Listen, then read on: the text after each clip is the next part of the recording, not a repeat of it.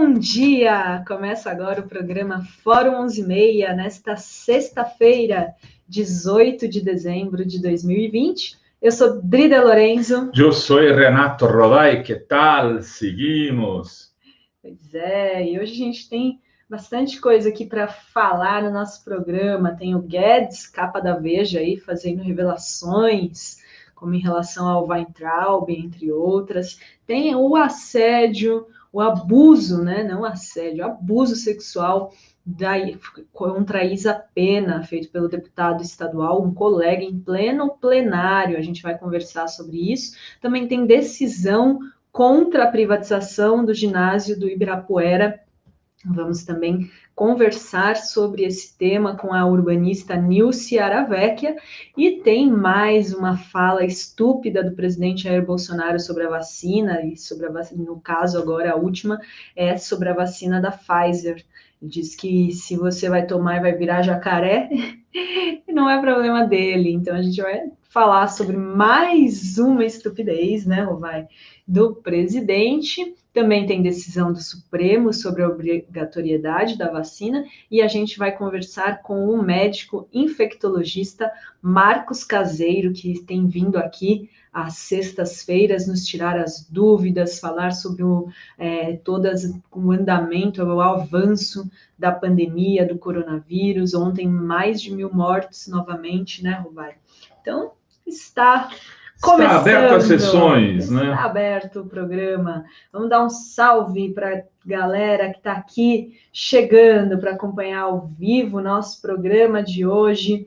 Bom dia, José Wilson, Joel Putzeira. O Joel está fazendo um comentário, deixa eu dialogar com ele aqui. Ele disse: muito ruim a condução da entrevista de ontem com o Tico Santa Cruz. Vocês se comportaram com a bancada do Roda Viva com a Manuela, fora Sinara. Bom, Joel, deixa eu te dizer, primeiro, não era uma entrevista com o Tico Santa Cruz, era um debate. Ele nos convidou para um debate no Twitter. Ele pediu um debate com a gente, comigo, com a Sinara, porque a Sinara havia criticado a música, político de estimação dele, achando que aquela bandeira que ele coloca do vermelha, da estrela do PT ali, estava fazendo uma falsa equivalência entre bolsominions e petistas.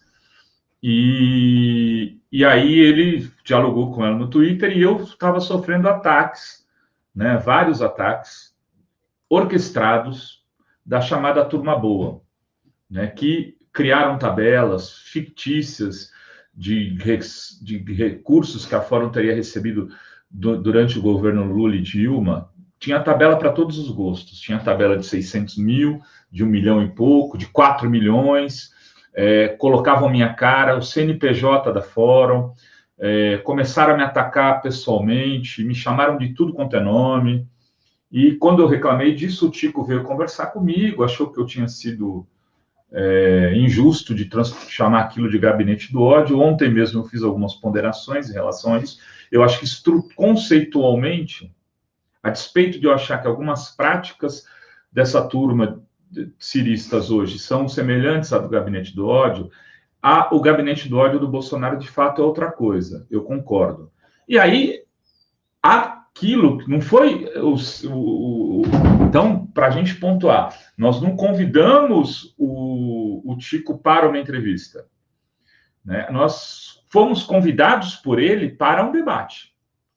É diferente, bem diferente do episódio Manuela. E cá entre nós, eu, o tempo todo, falei, podemos cronometrar o tempo que o Tico falou e que eu falei, por exemplo, o que a Sinara falou. E eu tenho certeza que eu falei pelo menos 5 vezes menos que o Tico, talvez 10. Minuto ali, quando era um debate convidado por ele. Então, que fiquem os esclarecimentos aqui, mas foi de bom tom. Eu acho que é isso, as pessoas têm que conversar, têm que dialogar. Acho que a gente deu um exemplo de um diálogo civilizado, né, dentro do campo progressista, e pode haver diálogos civilizados, inclusive, fora desse campo. Eu acho que esse campo progressista vai até PSB, Rede, enfim, passa pelo PDT, e com nuances, com diferenças de perspectivas. E ontem eu falava para o Tico, entre elas, por exemplo, no segundo turno de 2018, os 4 candidatos que foram para o segundo turno do PSD, do PDT, os 4 apoiaram o Bolsonaro. Não é exatamente um partido progressista por um todo. Não dá para dizer, olha, o PDT é só progressista. Não, o PDT tem gente que está, de fato, à direita, porque ninguém apoia o Bolsonaro impunemente. Né? Não venham me dizer que tu fala, não votei, viajei, fui para Paris, até isso é diferente de apoiar o Bolsonaro. Um cara que defendia a tortura, que votou em homenagem ao Ustra. Estou falando de tudo antes da campanha, que falou que podia, não estuprava a Maria do Rosário porque ela era feia. Um cara que falou que fazia sexo com animal. Então, esse cara foi apoiado no segundo turno por 4 candidatos do PDT a governo de Estado. Então, isso eu pontuei, estou pontuando aqui hoje, e isso não significa que eu diga que, por exemplo, o PDT é um partido de direita, porque eu não acho isso. Eu acho que ele tem, por exemplo, o Rodrigo Neves, prefeito de Niterói, fez um mandato de esquerda, 2 mandatos de esquerda, é perseguido no Rio de Janeiro por conta de ser um cara de centro-esquerda. E tantas outras pessoas, né? Eu não estou falando aqui de um que eu lembrei agora, mas a gente tem a história do PDT, aliás, é muito bonita. Um partido de Darcy Ribeiro, partido de Leonel Brizola, né? Então, fica aqui feito o registro e à disposição que a gente mantém sempre para o diálogo e para o debate. E, inclusive, por exemplo, tem aqui um amigo que eu fiz nas redes, a despeito de eu não conhecê-lo pessoalmente, que é do PSDB, o Zagazilos, que eu sempre dou de exemplo. Ele é um militante tucano, militante, mas a gente nunca brigou. Ele defende as ideias dele, eu defendo as minhas, a gente entende que dentro da democracia essas diferentes ideias se complementam e constroem o que é a democracia. Né? E por cada vez mais a gente quer abrir espaço na fórum para esse tipo de debate. O que não dá é para tratar fascista da mesma forma que se trata pessoas do campo democrático. Com certeza, né? O fascista, ele não é democrático, ele quer eliminar o adversário político que ele vê como um inimigo, né, Rovai? E aí eu acho que esse foi o erro que o Tico cometeu ao colocar a bandeira. A letra em si não é um problema, a letra até fala do por estimação genérica, tal, mas aquilo ele colocou ali como para chamar atenção, gente, vamos dizer, ele quis provocar, quis criar celeuma, porque assim é na base da provocação, da celeuma, da polêmica, que você também ganha mais cliques, mais view. Clickbait também é um pouco isso. Então, enfim, e eu disse claramente o que pensava para eles a respeito disso. Ele se defendeu, ele discorda, ele acha que fazer isso é comparar 2 times grandes, que é bolsonarismo e petismo, e por isso que ele colocou os 2, e bola para frente, seguimos e continuamos amigos, nada demais. Debate civilizado, que durou 2 horas o programa, 2 horas de debate. Quem perdeu, então, vai aqui no nosso canal Jornal da Fórum, Tico Santa Cruz de ontem, vai na playlist Jornal da Fórum, que você pode assistir. Então, olha só, estão perguntando, vou fazer propaganda, de onde eu compro meu bonezinho? Esses aqui são da Trackfield. Trackfield, me manda uns bonés para eu... me manda uns bonés que assim eu posso fazer mais propaganda de vocês. Trackfield. Pois é, né? Só porque a gente é de esquerda, mas a gente também consome, né? Coisas, né? Mas ele se dura, né? Que ele é um boneco que encaixa e dura. Quanto tempo? Eu tô mais... anos, né? O Saulo Cruz diz, o Tico ficou chateado com a militância porque foi chamado de isentão. Pois é, não sei. A Sinara também ficou, todo mundo fica chateado, mas a vida segue. Estão atacando a Sinara de forma misógina nas redes, porque aí cria essa coisa. Assim, não, o Rovai foi legalzinho, a Sinara não, né? A mulher foi histérica. Mulher é sempre um mais pouco, difícil, não né? me pega. Vamos começar falando, já que a gente já falou de mulher, gente, a coisa, assim, uma cena absurda, inacreditável, não encontro nem mais adjetivos para o que aconteceu ontem na Assembleia Legislativa de São Paulo, né? A Alesp.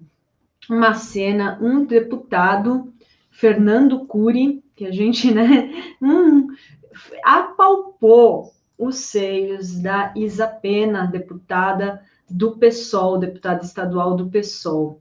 Uma cena, assim, inacreditável. A gente tem o vídeo aqui, muita gente já deve ter visto, mas também acredito que várias pessoas não viram, e a gente vai mostrar aqui, ele não imaginava, ou imaginava e fez de propósito, tá? Nem liga, né? Porque sempre devia estar nas práticas dele, esse tipo de atitude que fica impune, e ele conversa ali com uma rodinha de homens, vai lá, já meio que parece que combina que vai fazer esse abuso. Vamos assistir e a gente volta aqui para comentar.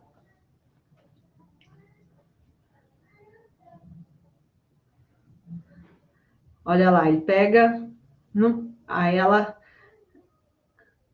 empurra ele.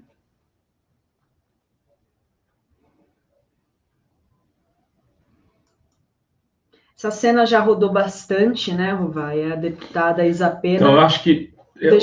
Só contextualizar, é o deputado Fernando Cury, do Cidadania, e Isa Pena, do PSOL. Então, fala, Rovai. Não, é preciso... Passa a cena de novo, eu consigo falar enquanto a cena está passando? Passa a cena de novo...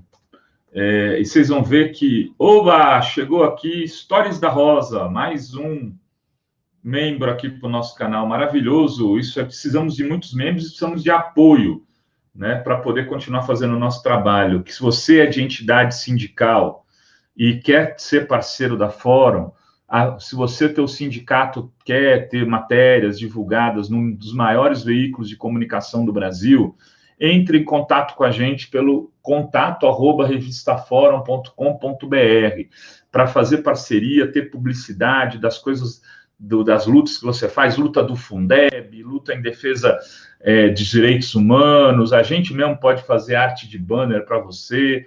A gente está fazendo parceria para poder ampliar a nossa cobertura jornalística, que aqui dinheiro vira notícia, né? Para pagar as contas, informação. Aí chegou mais um membro, Roger Hamilton. Muito bom. Quem puder ser membro, mas eu vou colocar aqui o vídeo. Coloca o vídeo, como ele eu vou sem falar. Som, a gente consegue falar em cima dele. Olha só.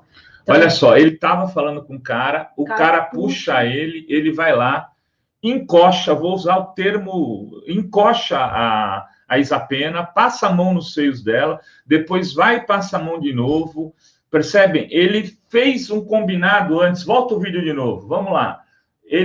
Ele chega e ele combina a ação. O cara fala, tipo, não faz isso. Ele vai por trás que nem aqueles malandros de ônibus, ele encoxa ela. Tá assim, então, eu até falei, Dri, imagina, eu tenho muitas amigas mulheres, que eu tenho um nível de intimidade de abraço, de carinho, de pegar, de fazer assim. Tem várias, uma delas é a Maria Fro, queridíssima, né, que eu tenho uma relação afetiva de, sabe, bicho, deita aqui no ombro. Então, você chegar por trás da pessoa e fazer assim na hora que ela está falando, ela vai saber que sou eu. A Isa disse que nunca viu o cara, que sequer sabia o nome dele, que ele não vai à Assembleia. Ele fez isso e ele sai de ladre, ele sai de trás ele fala para o cara alguma coisa. Aí o contexto disso, parece que teve um vídeo dela dançando funk. E esse vídeo circulou na Assembleia e os caras estavam com aquela coisinha. Rebola bem, leleré, pipipi. Fazendo esse tipo de coisa. Esse sujeito, esse escroto, então se sentiu animado Ele é casado, eu fui ver. Tem 2 filhos, casadinho. É o argumento dele. Depois a gente tem o trecho do discurso do assediador, aí usando aquela clássico, deslegitimando a vítima, dizendo que ela é uma histérica. 2, recorrendo ao, eu tenho até amigos que são, minha assessora é mulher, sou casada, aquele velho discurso. 3, o homem da família, casado, pai, não. Boa. 4, não tenho nada de errado no que eu fiz, não tem limites à canalice, como diz o Toninho Vesper, a gente tem um vídeo dele tentando se explicar. O vídeo dele se explicando, porque é uma defesa à Isa. Exatamente, é ridículo, gente. Fui conversar com ela para pedir desculpa, começou a gritar, a me xingar aqui no plenário. Eu tenho a minha chefe de gabinete, a Rejane, a minha chefe de gabinete é uma mulher, é a Rejane. Eu tenho assessoras mulheres aqui no escritório em Botucatu. Sou um pai de família, sou casado, tenho a minha esposa, tenho 2 filhos. Eu vi o vídeo, vocês viram o vídeo. O que tem de errado ali? Só se o meu entendimento for diferente de vocês, o entendimento de vocês for diferente do meu. Gente, é assim, ao mesmo, né? Olha, ela começou a gritar histérica. Se eu não tivesse aqui falando visão de homem, vamos supor, eu daria ainda a dúvida a ele se não tivesse a primeira parte do cara segurando ele. Não, mas é encoxado, é tudo. Mas vamos supor, sem aquela primeira parte, ele poderia dizer, não, imagina, eu sei lá, eu tenho muito carinho por ela. Ele podia dar uma desculpa qualquer. Se fosse amigão, né? Não é. Só que ele combina com outro deputado ação. Tá claro o vídeo. Tá claro, o cara ainda tenta segurar ele para ele não fazer isso. Sabe, ô seu descarado, picareta, não tem papo, né? Então, cidadania do seu Roberto Freire, que quer lançar o Huck candidato, não tem que ficar soltando nota, tipo, estamos aguardando as explicações. Está aí as explicações dele, ele já deu. Agora, o Cidadania e o Roberto Freire, né, tem que dizer o seguinte, se são um partido, que é o futuro partido do Luciano Huck, né, tem que dizer se eles concordam ou não com esse tipo de atitude. Né? É isso que eles têm que... Não tem mais tempo para ficar... Então, resolvida a questão. Mas o que eles precisam de mais para discutir isso? Que eles precisam de que tipo de prova? Tá tão clara, essa cena toda é tão clara. Ela é tão clara. E, evidentemente, isso daí deveria agora servir para que essa Assembleia Legislativa, que é um mantro de picaretas do Estado de São Paulo, né, que tivesse alguma normatização, porque ontem eu vi uma live, a gente acho que nem separou, da Érica Malunguinho, dizendo que é o tempo todo abordada por homens no plenário e que pede para a Mônica Seixas, às vezes, ficar perto dela para protegê-la. Exatamente. Porque é coisa do tipo, poxa, hoje você veio para matar, hein? Veio preparada para matar. Como preparada para matar? Porque ela se vestiu, colocou um decotezinho. Então, diz que os caras chegam nesse papo furado. Quem conhece a Érica Malunguinho, porque muita gente é de fora de São Paulo, é uma deputada estadual trans. Do PSOL também negra. Né? Ela diz, inclusive, isso, né? Que, além de tudo, ainda falam que ainda tem ataque racial. Além de tudo, é trans, né? Então, e a Mônica Seixas disse também que falam do vestido dela. A gente tem um vídeo aqui, Rovai, um deputado bolsonarista saiu, aquele deputado que fez o dossiê... o carteiro Reaça. Isso, Gil Diniz. Carteiro Reaça. Carteiro Reaça. Ele foi ao plenário para defender o Fernando Cury e, para vocês terem uma ideia do que elas passam, ele, atacou a Mônica Seixas, ela começou a gritar com ela, apontando o dedo, e a Mônica foi para... Olha o que as mulheres passam nessa Assembleia. Olha só, o carteiro Reaça defendendo o Fernando Cury. Nós não podemos generalizar uma conduta individual, seja lá de quem for. Eu sou homem, eu sou pai de família, eu sou marido, como muitos aqui são. O deputado Cury veio aqui à tribuna, colocou a sua cara a tapa, pediu desculpas. Foi mostrado aqui as imagens. Mas da maneira que estão colocando aqui, usando isso como escada, respeito a deputada Isa Pena, respeito todas as mulheres aqui, mas generalizar, chamar todos os assediadores, usar essa situação como palanque político, usar cada homem aqui, cada marido, cada pai de família, como escada, como trampolim político, como bandeira, para se promover com seu público, tipo nós temos que condenar. Não tem violência nenhuma, senhora. Não tem violência nenhuma. Não generalize. Sabe o que eu defendo para assediador, para estuprador? Pena de morte.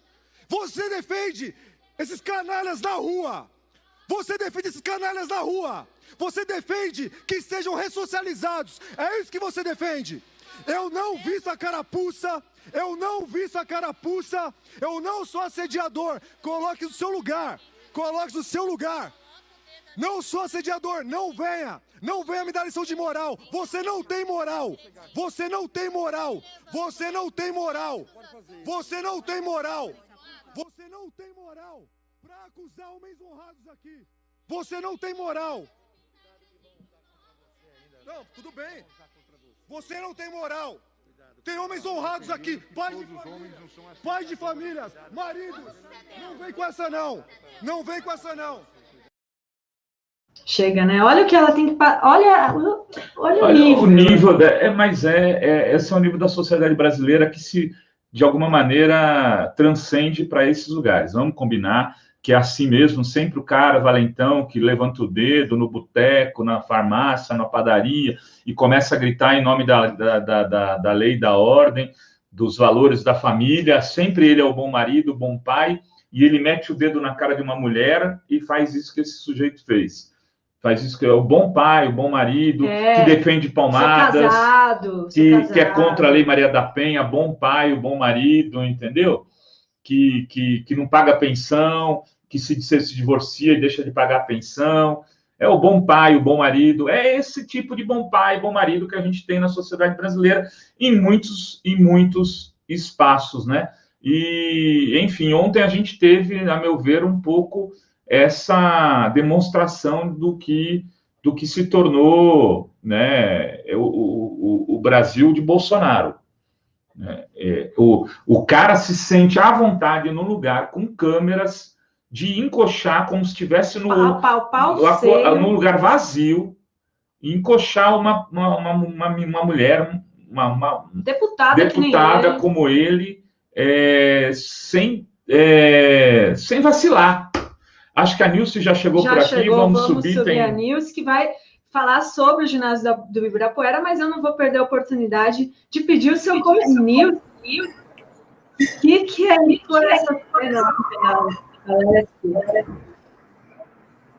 Estão me ouvindo? Agora sim, estava retornando. Tudo bem, queridos? Muito prazer, alegria encontrar vocês aqui. Muito bom dia para o pessoal que está acompanhando. Vim aqui matar saudades hoje. Verdadeiro absurdo essa história aí, né? E não só pelo fato em si, mas isso vai se amplificando. Além do fato em si ser uma tragédia que demonstra aí a nossa tragédia enquanto sociedade, né? Em pleno plenário de uma Assembleia Legislativa acontecer um negócio desse, ainda por cima as respostas que vão intensificando, né? Vão culpabilizando as vítimas e colocando as mulheres de novo nesse lugar arquetípico da bruxa, da sem vergonha, da que não presta, né? Vai se amplificando. Isso vai se amplificando, né? É sempre isso daí, fica absolutamente evidente. A gente tem que marcar muito a cara desse sujeito, né? Esse Fernando Cury, a cara de quem está defendendo esse sujeito, dessa gente que é a cara da hipocrisia brasileira, né? Quando vai ali falar, sou pai de família, filhos e não sei o quê, e a gente sabe exatamente onde é que esses sujeitos andam o tempo todo, né? E o que eles querem o tempo todo, ali utilizando as mulheres como objetos, sem pudor nenhum, sem temor nenhum, crentes de que não vão ser punidos, né? É essa que é o que os incentiva. A cultura de estupro, a cultura de assédio de uma sociedade que não impõe a punição para esses canalhas, esses cafajestes. É isso, né, gente?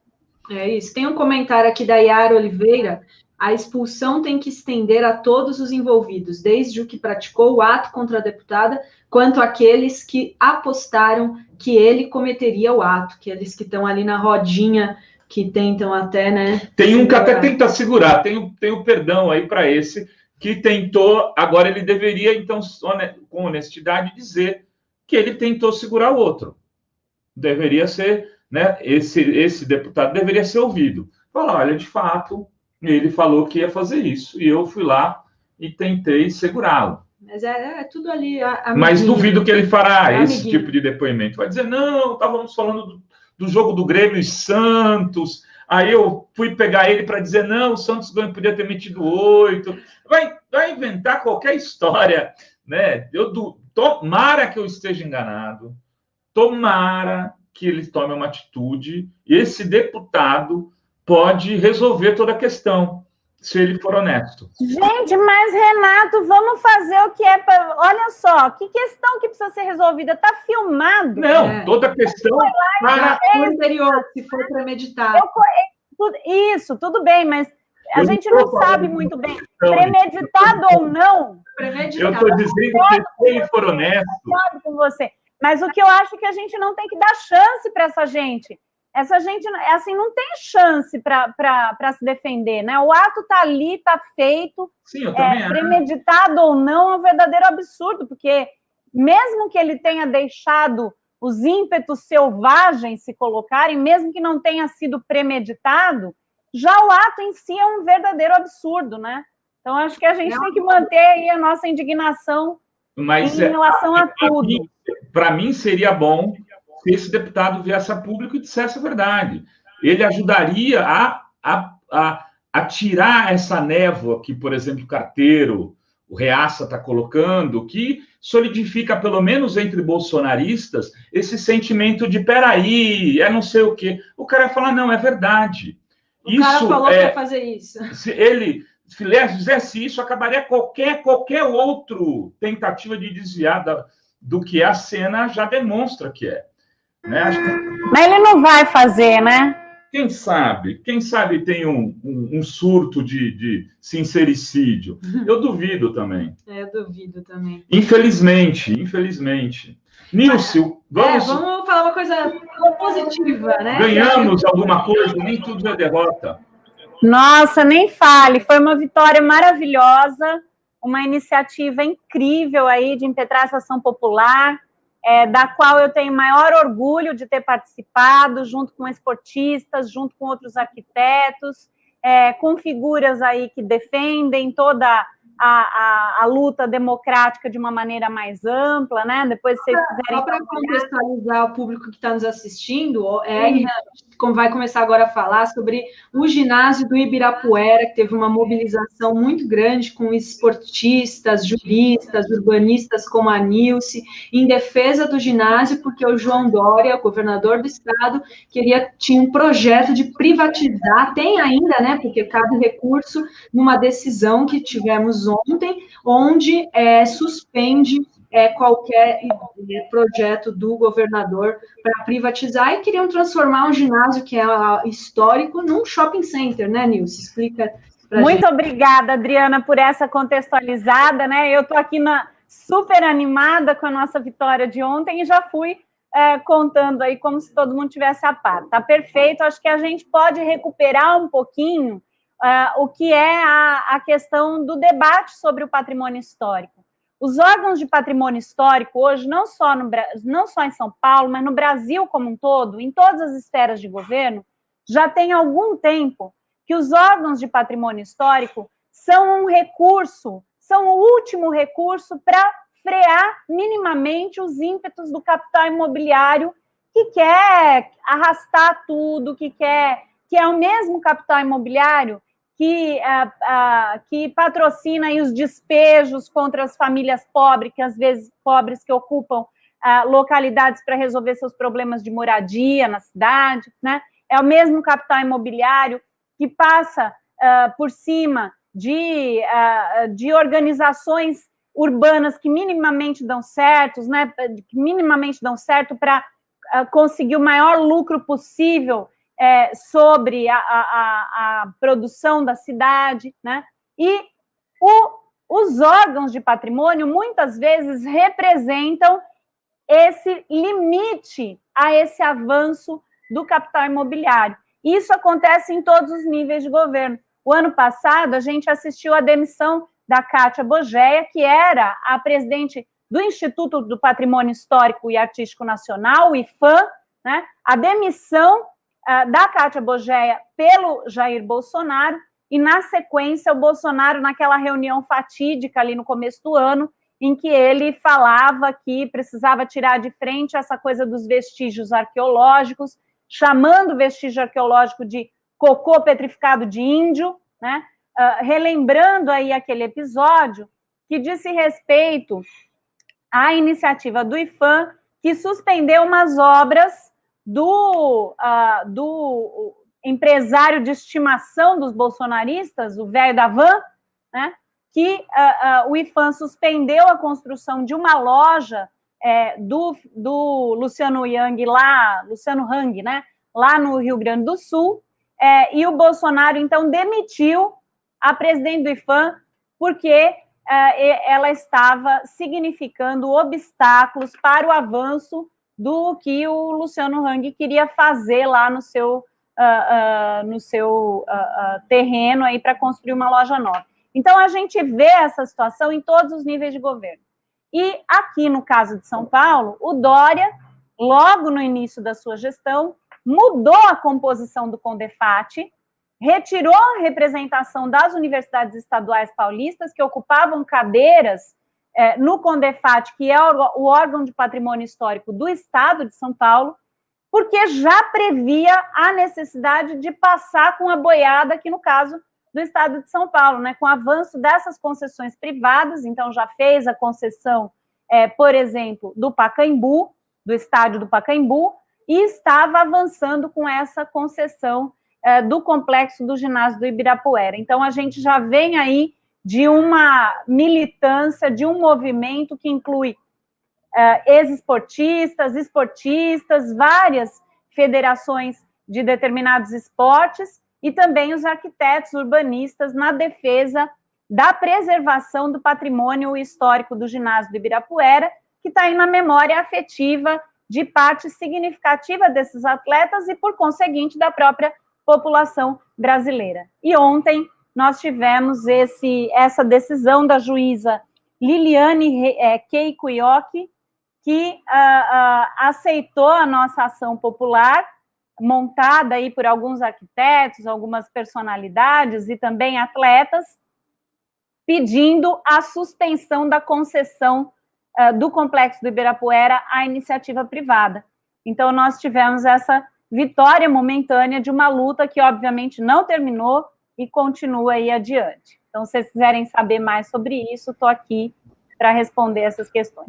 Muito bom.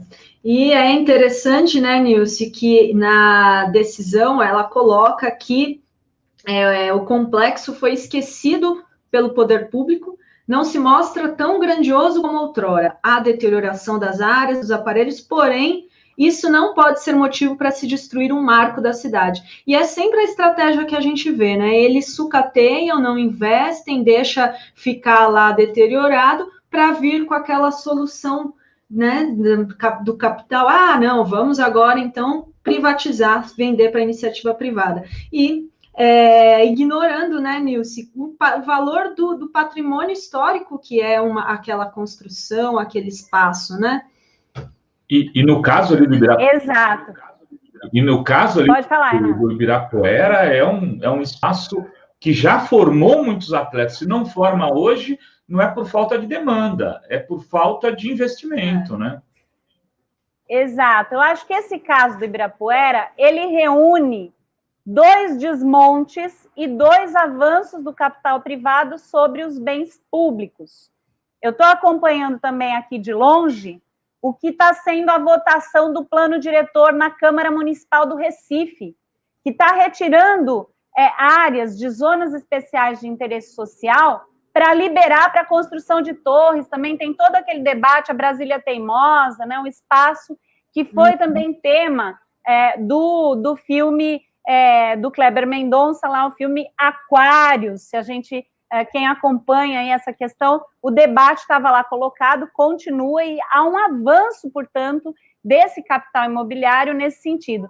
E aqui, no caso do Ibirapuera, alcança, né, encontra essa questão urbanística, ela encontra com a questão do sucateamento dos serviços públicos e dos programas públicos voltados à prática de esportes como um direito da população, né? Como um benefício que o Estado precisa prover para a população de uma maneira geral, né? E aqui, no caso, a gente já tem todos aí o histórico do governo, desde o governo Temer, e depois avançou ainda mais no governo Bolsonaro, de retirada de investimentos na área da educação, na área do esporte, na área da cultura, né? A gente sabe do enxugamento todo que foi feito na área da cultura, e na área do esporte a mesma coisa, com a redução de investimentos, com a redução de bolsas para atletas, né? E aqui no caso de São Paulo, isso também já vem de bastante tempo. Tem vários momentos aí que foram feitas modificações nos esquemas dos jogos abertos e dos jogos regionais, que, por exemplo, juntou todas as modalidades que antes eram divididas por sessões, por faixas etárias, juntou todo mundo numa única modalidade, isso para enxugar a organização dos torneios regionais, dos torneios locais e do torneio estadual, né, já como um enxugamento. Ao passo que ia acontecendo isso na própria organização dos municípios, no geral, também acontecia aqui no caso da cidade de São Paulo, em que o estádio foi sendo sucateado, em que ele foi cobrando pelo acesso. Então, à medida que ele foi cobrando pelo acesso, né, para uso das piscinas, para uso da pista de atletismo, para uso das quadras de tênis, isso também acabou expulsando a população que utilizava aquela localidade num esquema de inscrição, né? Você ia lá, se inscrevia nos horários, né, com quadro de horários para você poder utilizar o complexo. Isso foi ficando cada vez mais difícil, o acesso cada vez mais restrito, e é por isso que a população foi deixando de utilizar, porque foi ficando caro utilizar, né? Porque não há programa público, não há investimento público para proporcionar a prática esportiva para a população de uma maneira geral. Então, à medida que isso foi acontecendo, obviamente que os espaços vão ficando abandonados. Quem abandonou os espaços não foi a população, foi a própria prefeitura, que é responsável pela gestão daquele lugar, né? Então, a luta aí é, em primeiro momento, para que ele se mantenha, e no momento seguinte, para que ele volte a ser um local de referência de prática esportiva e de formação de atletas.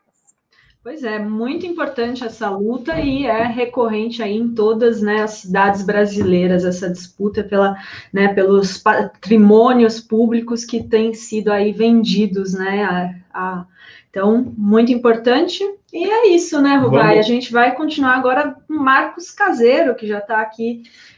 Muito obrigado, Nilce, querida, pela... Eu só queria rapidamente fazer um fechamento sobre essa questão, falando sobre a importância arquitetônica do lugar, que eu deixei de falar aqui, né? O Ibirapuera é um representante da arquitetura brasileira, do momento em que a arquitetura brasileira foi a arquitetura mais importante do planeta. Então, ela é válida também por conta do imaginário, e esse imaginário que representava um momento de ação de bem-estar social no Brasil, né? A ideia de um Estado forte, de um Estado promotor de direitos. E aquele complexo é um representante desse momento aí dos anos 50, dos anos 60, que o Brasil construiu o seu Estado de bem-estar social e, com isso, a sua representação na melhor arquitetura que era promovida mundialmente.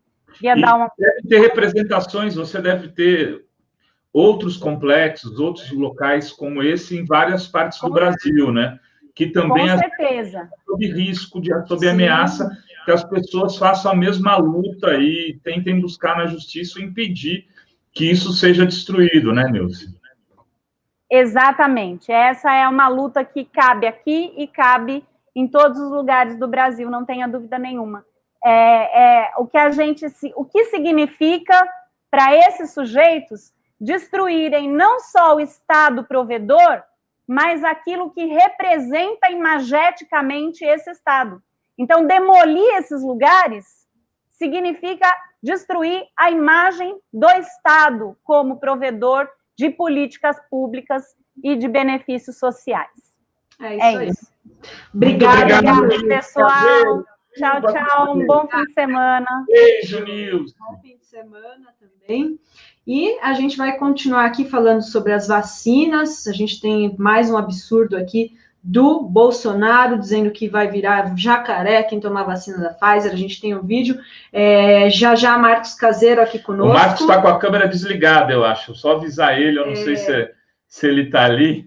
Exatamente. Uma vitória aí que dá ânimo aqui para a gente, né, Rovai, dessa defesa aí do ginásio do Ibirapuera. Caseiro já está aqui conosco, vou subir aqui na nossa jangada. Bom dia, doutor Marcos Caseiro, tudo bem? Tudo bem, querida, tudo bem. Eu dispenso o doutor, muito obrigado, mas legal.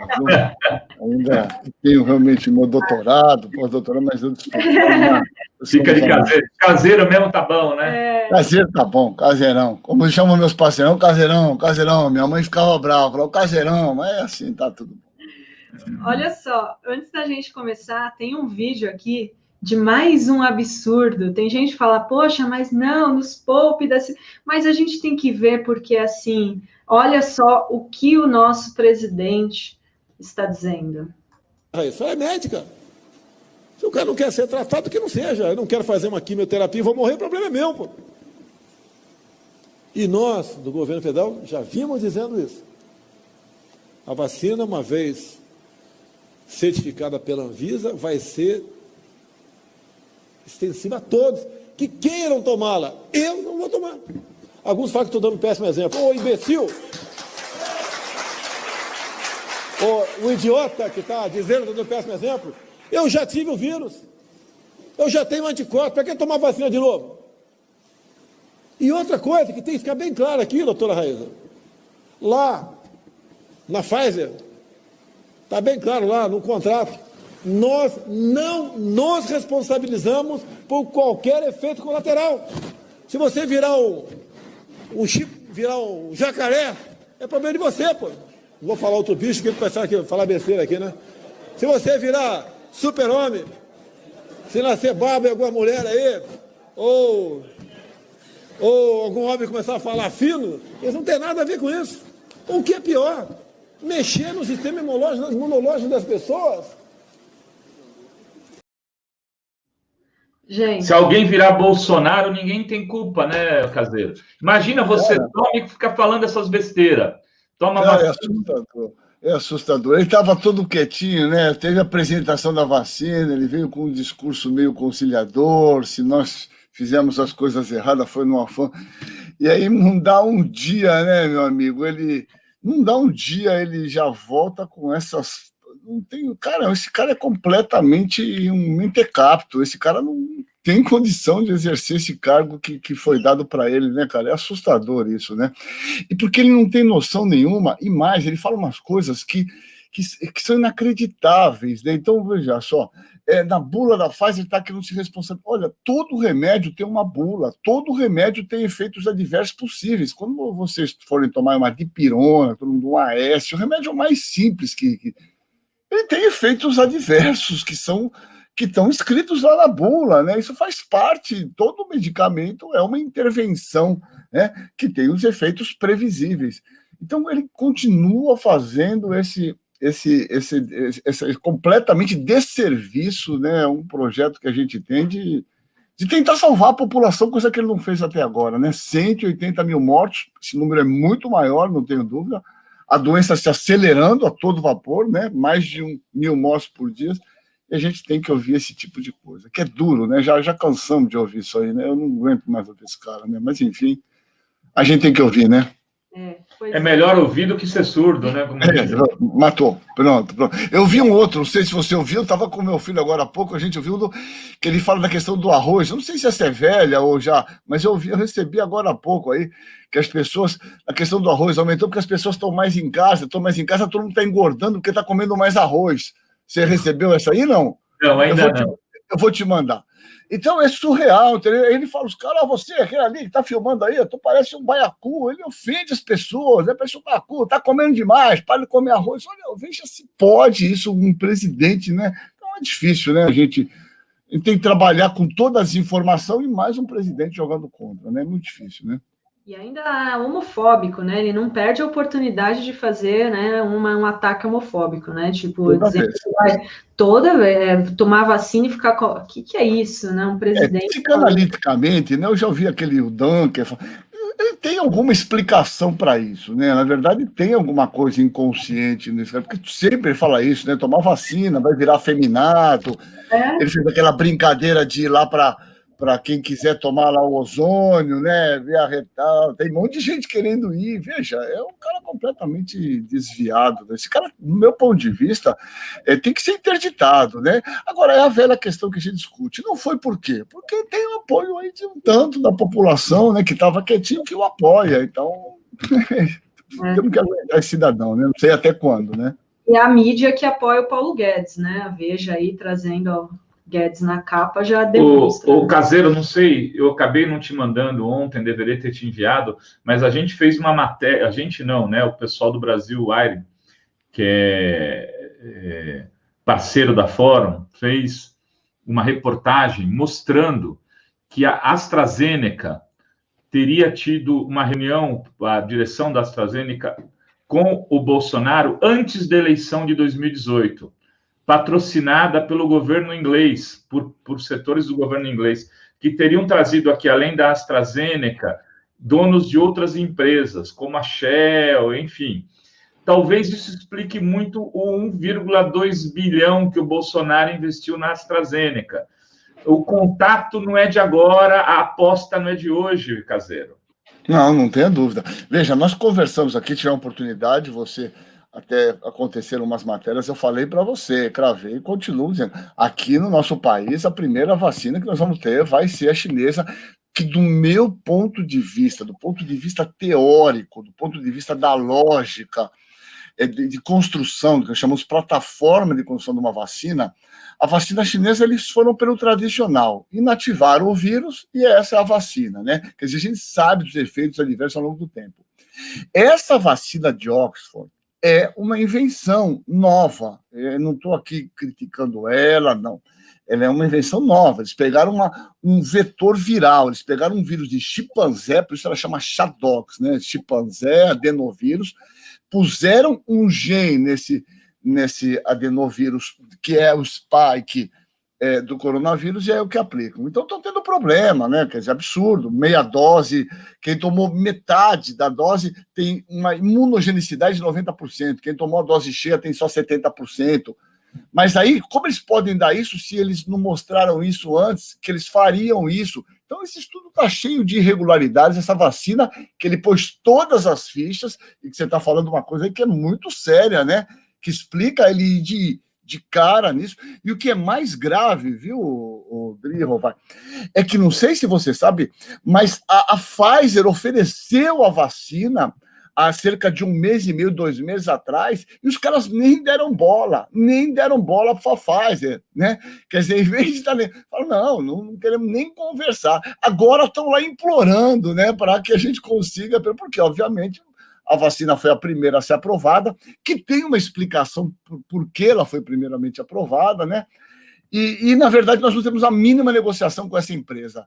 Então, é uma vergonha, quer dizer, a nossa população, no pico, a explosão da doença, que, aliás, vai explodir mais ainda com esse fim de ano, porque eu duvido que as pessoas não vão se aglomerar. Imagina aqui em Santos, na praia, imagina no Rio de Janeiro, como a gente vai segurar a população de ir para a praia, que é uma coisa, né, tradicional e certamente esse número de casos vai aumentar de uma maneira impressionante, que já estamos nessa situação, né? Batemos 1.000 mortes diárias ontem, sem contar São Paulo, né? E sem uma perspectiva de uma vacina. O que eu espero e o dado que eu sei, que a gente tem, eu vou te passar quando eu tiver essa informação aqui em primeira mão, no dia 22, dessa publicação da chinesa. Eles vão publicar dia 22 a fase 3, e justamente tendo aprovação chinesa. E aí, por isso que protelaram isso, segundo o secretário estadual de saúde me falou, tendo essa aprovação do governo chinês, a Anvisa tem 72 horas para liberar a vacina aqui. Então, isso foi uma estratégia. Em vez de ela entrar como uma vacina emergencial, ela espera a aprovação no governo chinês, e nós já temos esse precedente. E provou na Inglaterra, União Europeia, Estados Unidos, Canadá, a Anvisa tem 72 horas para aprovar também no nosso território. Foi isso que eles investiram, e talvez nós comecemos a imunização aqui em São Paulo antes do dia 25, né? Se tudo der certo, como isso foi. Mas eu estou te falando, no dia 22, segunda-feira, eu te passo isso. Por isso que isso foi a estratégia que o governo Dória tinha falado que ia apresentar o estudo dia 15, aí atrasaram para o dia 23, justamente para ter esse estudo completo, né, do caseiro. Exatamente. Tem um superchat. Os Carlos Gomes, Caseiro, pergunta aqui. Primeiro manda boa tarde. Pergunte para o doutor Marcos Caseiro. O Marcos Caseiro quer ser chamado de Caseirão. E já tem gente que ama o doutor Caseiro. Caseirão. Quem tem doenças autoimunes, vitiligo, Hashimoto, vai poder... Tireoidite de Hashimoto. Pode tomar a vacina chinesa.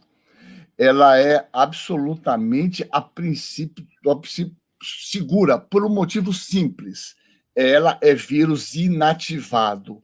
Pacientes com imunossupressão, grávidas, com HIV/AIDS, pacientes em terapia oncológica, não podem tomar vacina com vírus vivo, atenuado, tipo a da febre amarela, do sarampo, da catapora.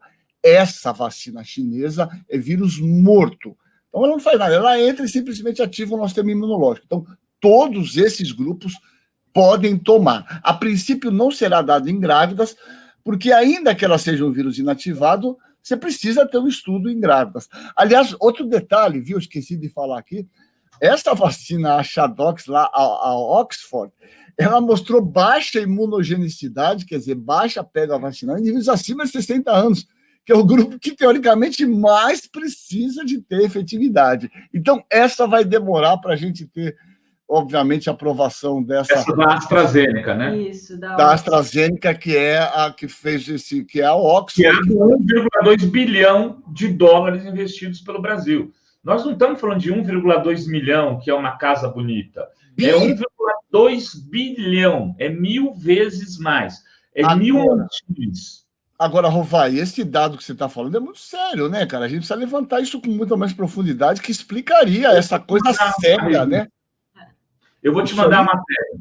Isso é muito sério, quer dizer, explicaria essa opção absolutamente cega e sem nenhum controle. Você veja bem, todos os países, Estados Unidos, Inglaterra, Reino Unido, eles fizeram acordo com pelo menos 4, 5 empresas ao mesmo tempo. Quer dizer, olha, eu compro tantas daqui, quem tiver primeiro eu compro, é óbvio, né? Você não pode jogar tua ficha toda num único movimento de uma vacina que estava numa fase experimental, né? Então, realmente é assustador. Nós erramos em tudo. Erramos desde o começo na condução da epidemia, e isso é incrível. Eu acho, viu, Rovai, que nós vamos ter uma revolução das vacinas, a revolta das vacinas ao inverso, ao contrário, né?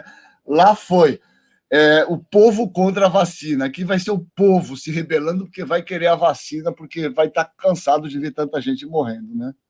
Embora tenha esses 22%, né, segundo o Datafolha, que dizem que não vão se vacinar. Acho que são os 22% bolsonaristas. É o bolsonarista raiz, né?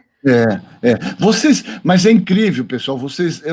Eu recebi um negócio até do pessoal lá do Joaquim, lá do DC, mandou um negócio. Eu não sei se vocês ouviram também, daquele repórter que era da Globo, aquele cara, aquele que já tá velho, Matusquela lá. Alexandre Garcia.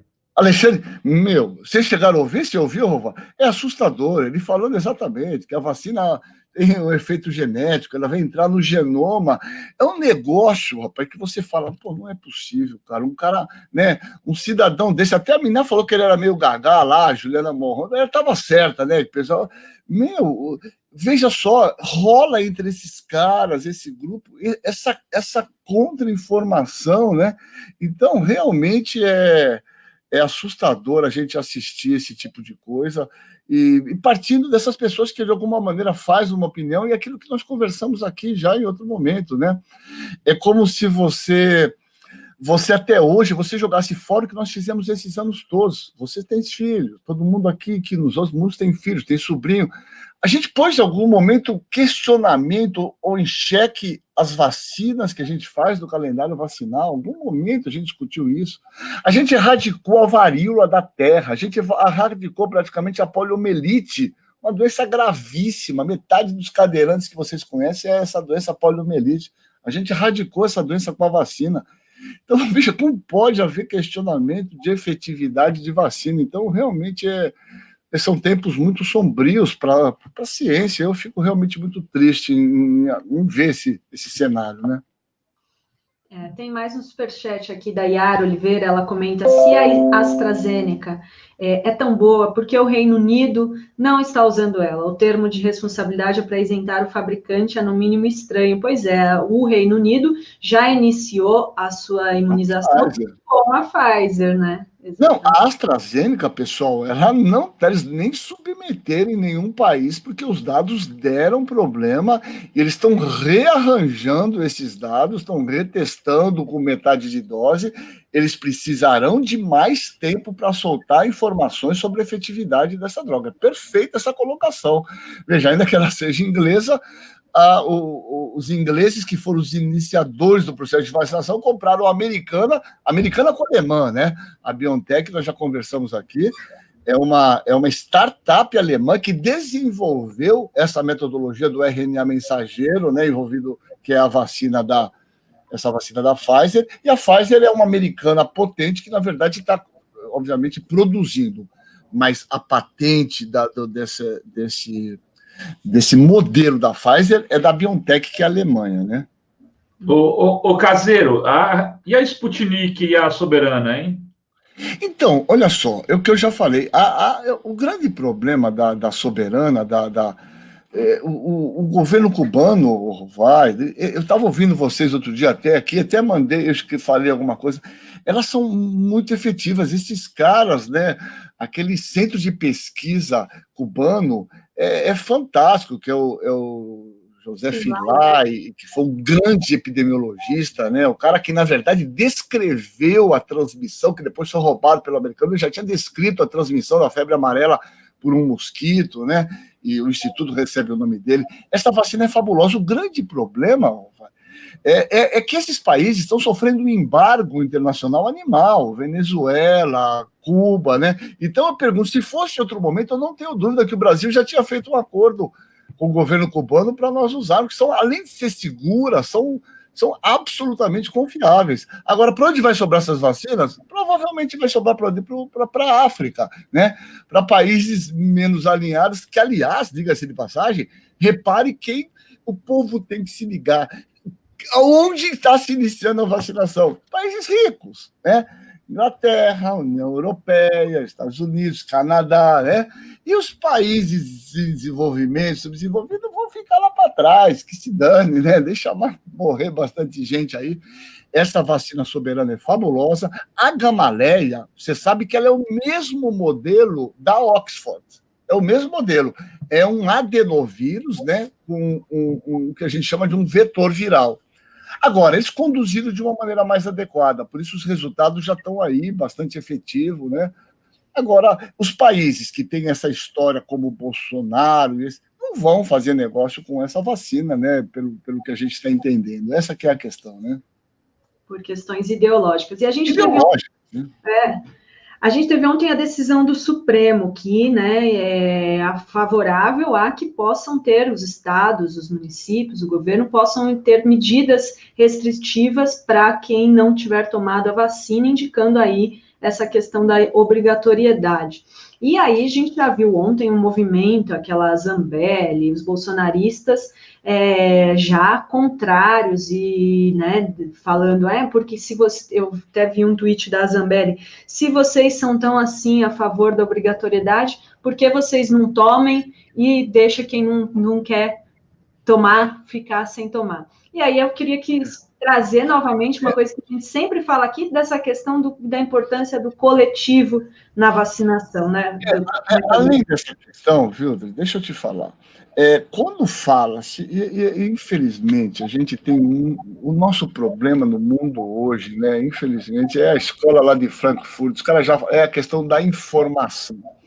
A vacina, ela já é indiretamente obrigatória desde 1984. Existe uma portaria, que é a portaria, acho que é a 594, que te obriga a ter vacinação para você realizar diversas coisas, para você ser contratado pela CLT, para você matricular seus filhos na escola, para você entrar no exército, para você assumir qualquer cargo público.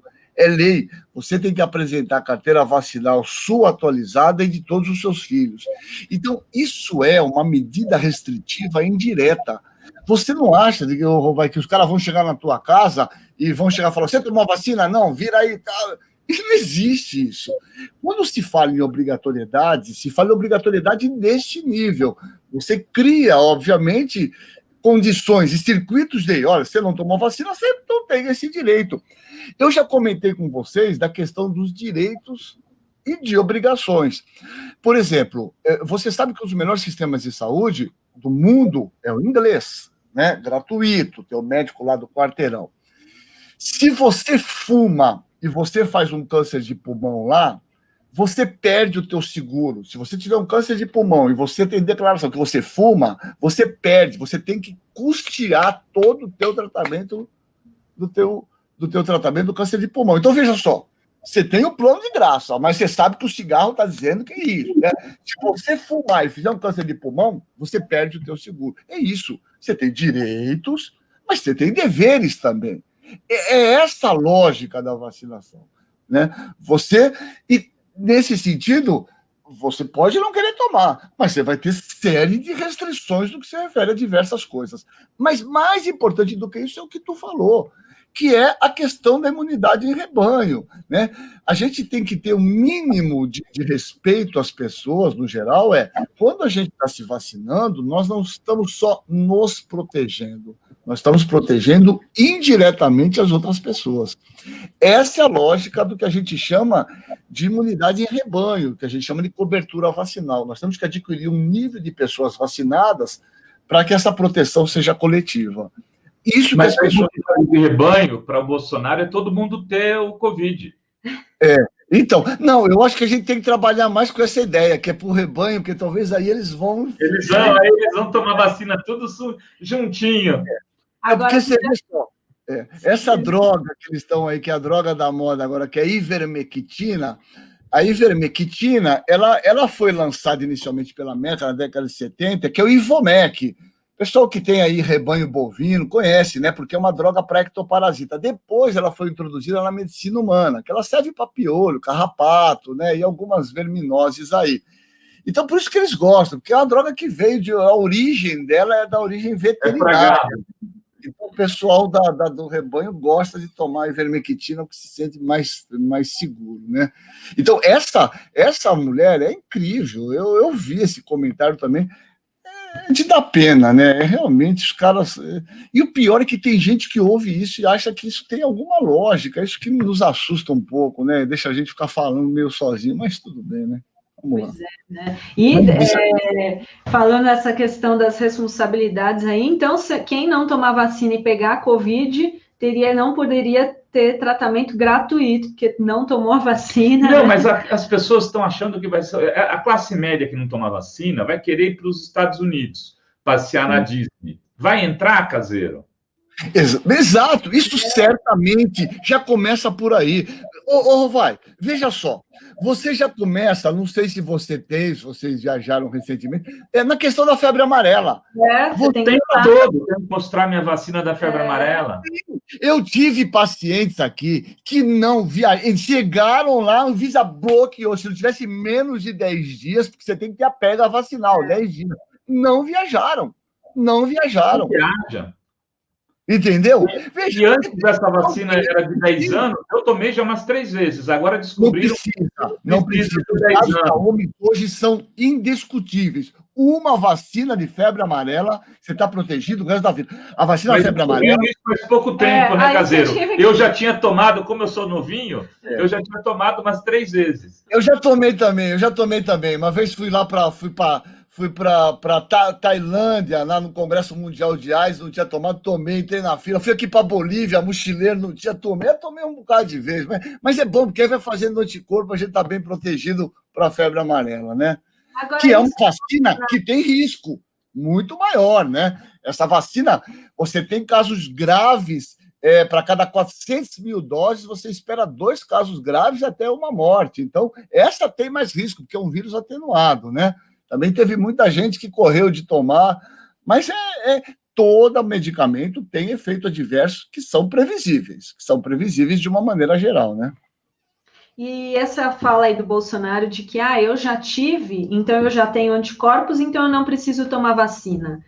Então, rapaz, ele tira essas noções, ele tira essas ideias, esse cara é um verdadeiro idiota, é impressionante. Você se lembra da vez que a gente comentou aqui, que você fez a reportagem de Pelegado, essa repercutiu isso pra caramba, que foi aquela da hidroxicloroquina, que droga, já não se usa mais. Ele fala coisa com coisa, que eu tenho proteção. Que proteção que já teve? A gente não sabe isso. Eu estou estudando isso aqui, eu estou vendo claramente no meu estudo aqui no Guilherme Álvaro, é que a partir do 6º mês, esses anticorpos começam a decair.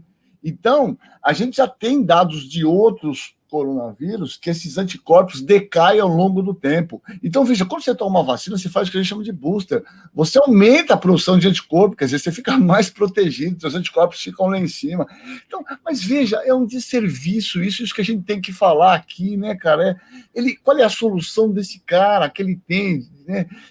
Se não é a vacina, então não é possível que não haja um impedimento desse cara, um impedimento de ele falar, de ele abrir a boca, né? Não é possível, tem que ser feito alguma coisa. Fala assim, pelo menos não fala, cara, né? Só quebra esse galho para nós, né? Senão fica difícil, né?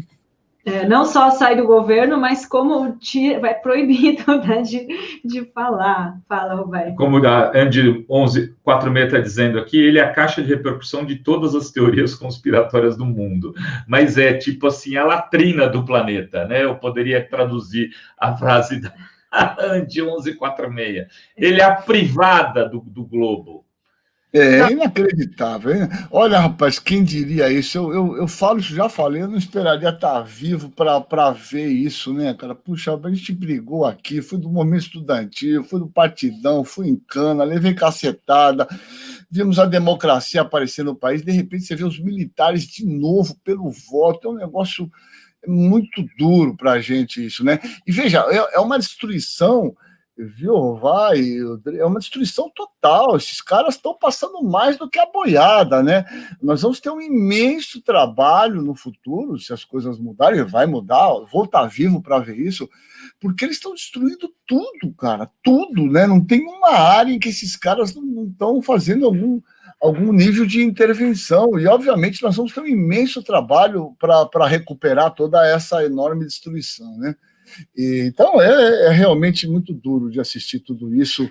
Como democratas, passamos a nossa vida lutando por isso, assistir o que está acontecendo no nosso país na calada da noite. Não sei se você viu, eu recebia esses dias também, os caras voltaram a fabricar amianto. Uma empresa aqui de Minas começou a voltar a fabricar telha de amianto, quer dizer, havia uma brecha na lei que tinha sido banido. O amianto tem a ver com doença pulmonar, com câncer, né, com mesotelioma, um câncer grave pulmonar. Os caras começaram a voltar a fazer telhas de amianto. Então, tudo, cara, tá tudo liberado, né? Então, está passando mesmo. Imagina, amianto foi uma luta de décadas. Eu trabalhei no DIESAT, Departamento Intersindical de Saúde do Trabalhador, uma quantidade de casos de pessoas que tiveram asbestose, né? Que eu acho que é uma asbestose, asbesto, né? Que é uma complicação, que é uma pneumoconiose. O cara para de fazer troca gasosa, né? Uma doença muito grave, além do câncer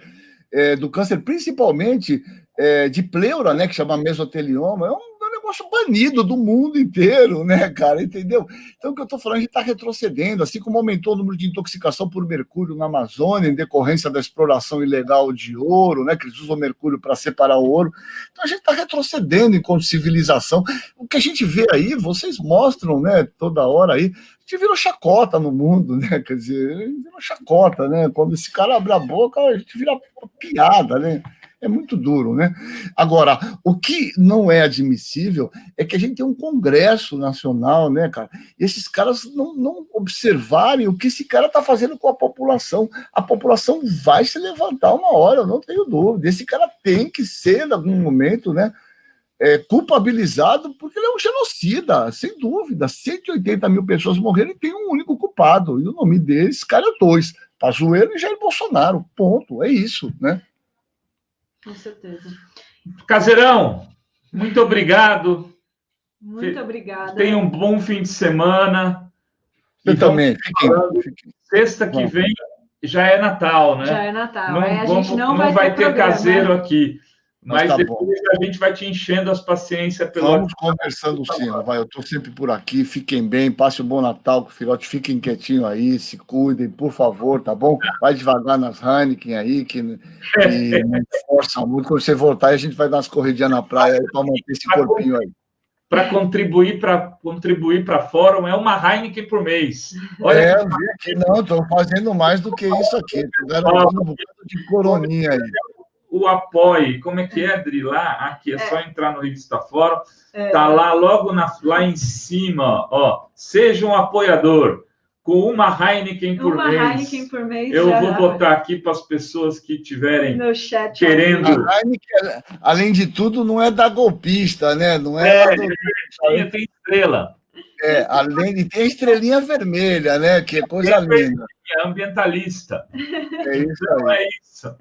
Querido caseiro, um beijo. Tudo de bom. Beijo, fiquem bem. Tudo de bom para vocês. Beijo para todos também que nos acompanharam. Amanhã tem Genuíno aqui. Amanhã Genuíno, hein? Genuíno. Estarei aí falando com vocês. Um beijo. Tchau. Um beijo. Obrigada, gente. Tchau.